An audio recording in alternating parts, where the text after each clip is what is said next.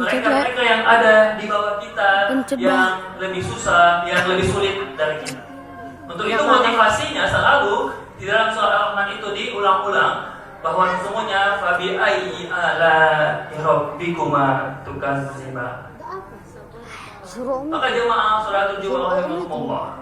Untuk itulah mengapa takdir terbaik kita atau takdir yang memang yang paling terbaik bagi kita ini adalah ketika kita dapat mensyukuri hari ini, kita dapat merasakan indahnya nikmat Allah saat ini, detik ini, hari ini.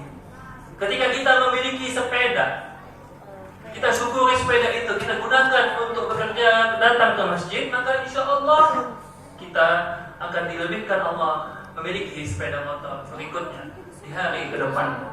Ketika kita ingin memiliki rumah, kita syukuri, kita berusaha terus untuk beribadah dan bekerja dengan semaksimal mungkin, maka insya Allah pasti akan Allah mudahkan, Allah tunjukkan jalan. Ladah diana subulana. Begitulah hakikat kita dalam kehidupan ini, sebagaimana yang diingatkan di dalam surat Al-Kautsar tadi, inna a'tainakal kautsar. Nabi Muhammad SAW juga mengingatkan kita, man lam yashkur qalilan lam yashkur katsiran. Bagaimana Allah mau memberikan nikmat yang besar atau al-kautsar atau nikmat-nikmat lainnya yang kita inginkan kalau tidak dapat kita mensyukuri nikmat yang kecil, nikmat yang saat ini. Hal ini sama seperti dengan firman Allah, la in syakartum la azidannakum wa la in kafartum inna azabi lasyadid.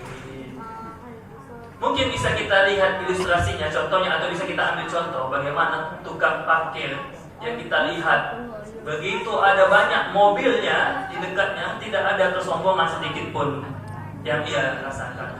Atau ketika mobil itu pergi satu-satu menghilang darinya, malah ia syukuri dan ia senang. Begitulah senantiasa kita ingat kepada Allah dan selalu mendekat kepada Allah. Wa may yattaqillaha yaj'al lahu makhraja wa yarzuqhu min haitsu la yahtasib.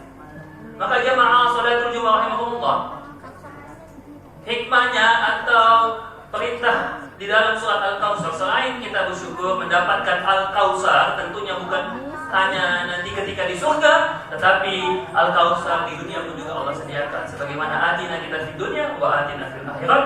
Yang kedua adalah perintah untuk sholat dan berkorban. Karena begitu banyaknya hikmah-hikmah di dalam ibadah kurban ini, dan ibadah kurban ini tentunya sudah ada sejak ratusan atau mungkin bahkan ribuan tahun lalunya, sebagaimana yang dicontohkan oleh baginda Sayyiduna Nabi Ibrahim alaihissalam. Bagaimana kita lihat jamaah, Nabi Ibrahim mau mengorbankan, menyembelih anaknya Ismail yang masih kecil dan baru saja ia temui. Karena sebelumnya ia tinggalkan Ismail di kota Mekah, lalu kemudian ia kembali ketika Nabi Ismail sudah dalam keadaan remaja atau dalam keadaan sudah menjelang remaja. Lalu tidak berapa lama Allah memerintahkan untuk mengorbankan atau menyembelih Nabi Ismail sebagaimana perintah Allah dalam surah As-Saffat ayat 101 sampai 107. Apa kata Ibrahim? Wahai anakku, sesungguhnya Allah memerintahkanku untuk menyembelihmu. Maka dengan demokratisnya Nabi Ibrahim menanyakan perintah Allah itu, apakah bersediakah anaknya untuk melaksanakan perintah itu. Lalu kemudian Nabi Ismail menjawab dengan lapang dada, dengan lapang hatinya, dengan besar hati menjawab, if'al madza tu'mar ya abati, wahai ayahku, wahai Nabi kami Ibrahim, bahwa sesungguhnya itu adalah perintah Allah, laksanakanlah perintah Allah itu. Insya Allah niscaya kita akan menjadi hamba-hamba Allah yang bersabar. Maka tak kalah ketika Nabi Ibrahim hampir saja menyembelih leher atau tenggorokannya Nabi Ismail, kemudian berubahlah Nabi Ismail menjadi kibas atau domba. Subhanallah, itulah teladan daripada baginda Nabiullah Ibrahim alaihissalam. Maka tak heran Nabi Ibrahim selalu kita sebut setiap harinya, minimal 5 kali kita sebut, kita sholawatkan di dalam sholawat kita, kama sholaita ala sayyidina Muhammad wa ala ali sayyidina Muhammad, kama sholaita ala sayyidina Ibrahim wa ala sayyidina Ibrahim. Dan kemudian Nabi Ibrahim dikenal juga sebagai Abul Anbiya, sebagai bapaknya para nabi. Maka jemaah sholatul Jum'ah rahimakumullah, untuk itu di bulan Idul Adha ini, menjelang kita berkurban ini, marilah kita jadikan Nabi Ibrahim teladan kita. mudah-mudahan kita bisa mengikuti teladan menjadi Nabi Ibrahim berikutnya, seorang ayah yang mau berkorban untuk membesarkan, untuk menjaga, melindungi keluarganya, anak-anaknya. Seorang anak yang berusaha untuk mentaati ayahnya supaya sama-sama menjadi anak yang soleh dan soleha dan menjadi juga keluarga yang sakinah, mawaddah, warahmah. Begitulah kurban yang dicontohkan Nabi Ibrahim, dan juga pernah contoh ini dilaksanakan oleh anaknya Nabi Adam, yaitu Habil dan Qabil. Seorang anak Nabi Adam, Habil namanya, berkorban betul dengan sungguh-sungguh. Ia berusaha untuk menyerahkan atau membuat satu seserahan dalam arti positif kepada Allah dengan satu peternakan atau hewan-hewan ternaknya. Lalu kemudian ada Qabil yang berusaha untuk berkorban, tapi tidak Allah terima karena mungkin tidak maksimal, tidak sungguh-sungguh untuk mengusahakan pertaniannya.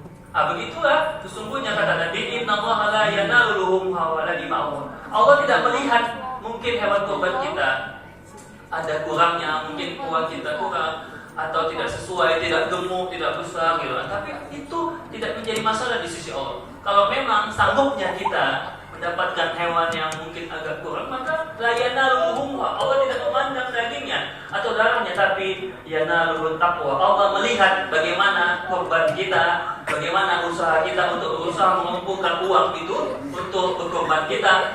Mungkin kita kumpulkan 1 bulan 200 ribu dan sebagainya, sehingga dapatlah kita berkorban, melaksanakan ibadah sunnah, melaksanakan satu keteladanan daripada Nabi Ibrahim alaihissalam. Untuk itulah senantiasa pesannya adalah mudah-mudahan dalam ibadah kurban kita hari ini kita bisa betul-betul mendekat kepada Allah. Bukan hanya berkorban ketika Idul Adha, tapi juga kita berkorban untuk fisabilillah, untuk kita berjuang di jalan Allah, baik dengan harta kita. Contohnya mungkin masjid kita berinfak membangun masjid kita ini. Kemudian kita bantu anak-anak yatim, fakir miskin dan duafa. Kita berkorban ilmu kita. Seorang guru atau pendidik mengorbankan ilmunya atau tenaganya untuk mendidik. Seorang ayah mengorbankan usahanya, tenaganya, waktunya untuk membesarkan anaknya, untuk menjaga, melindungi dan mensejahterakan keluarga. Mudah-mudahan Allah menerima apa yang kita korbankan dan apa yang kita korbankan dalam kehidupan kita, sehingga layaklah kita nantinya di surga bukan hanya mendapat Al-Kautsar, tapi surga Allah, Jannatul Naim ataupun Jannatul Firdaus. Amin, amin ya rabbal alamin. Barakallahu li wa lakum fil Qur'anil karim wa nafa'ni wa iyyakum bima fihi min al-ayati wa dzikril hakim wa taqabbalallahu minni wa minkum tilawatahu innahu huwas samiul 'alim.